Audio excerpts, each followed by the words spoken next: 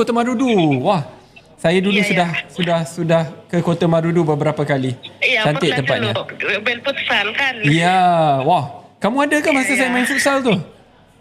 Ya. Oh, saya memang kena turun lagi lah.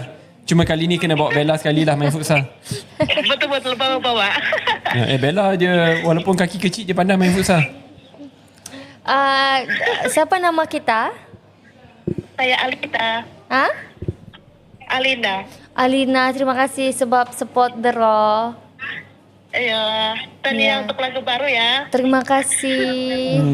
Nanti insyaAllah kalau berkesempatan kita jumpa di Sabah. InsyaAllah. Boleh. Thank you Sampaikan salam kepada keluarga Alina. Thank you Alina. Ya, thank you. Okay, Assalamualaikum. bye. Good luck, baby, untuk Iron Man. Thank you. Terima kasih. So sweet of you. Bye. Okay. Bye. Thank you. Bye. Orang Sabah memang semua baik-baik belaka. Orang Sabah macam very peramah. Saya tak dengar last.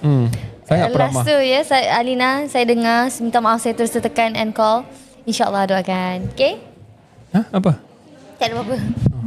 Tak, tapi sebab hari tu dia tengah tengok live. Bukan ada geng kudat. tak Kudat pun saya sengaja selalu turun. tapi Bella dengar. Saya setiap kali saya ke Sabah memang saya sangat gembira. Tadi saya nampak Bella and family makan. Ya, tadi bawa anak-anak saya pergi makan. Sampai je makan saya di Parlimen. Ya.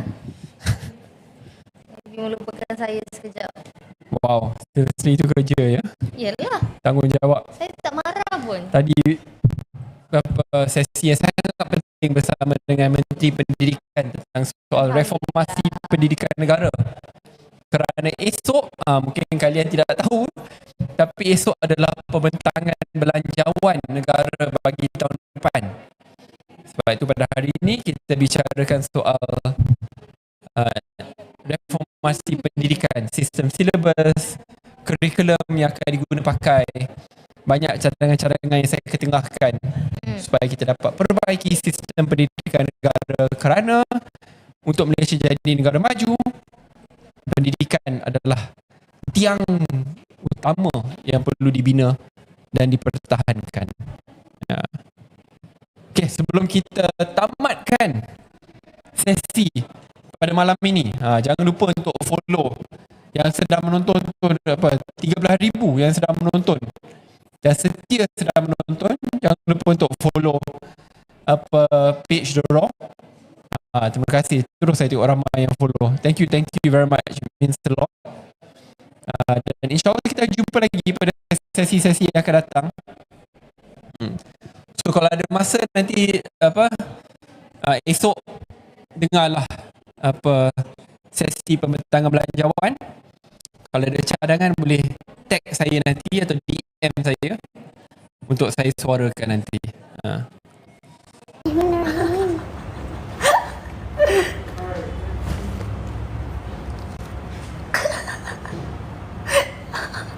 Nampak tu. Kena air dan tak hilang. Adik kenapa takut-takut? Sebab ada punya baju kan. Okay, lapkan. Okay, lap lah. It's there. Mau kasih kering.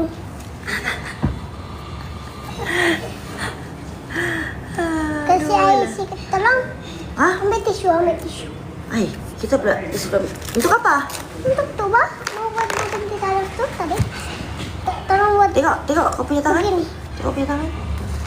Tengok sudah kering kan? Dia kena kering dulu. Jap.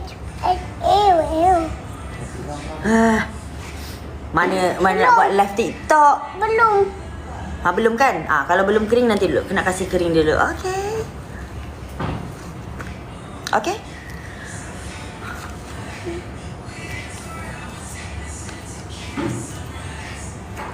Demi unggil.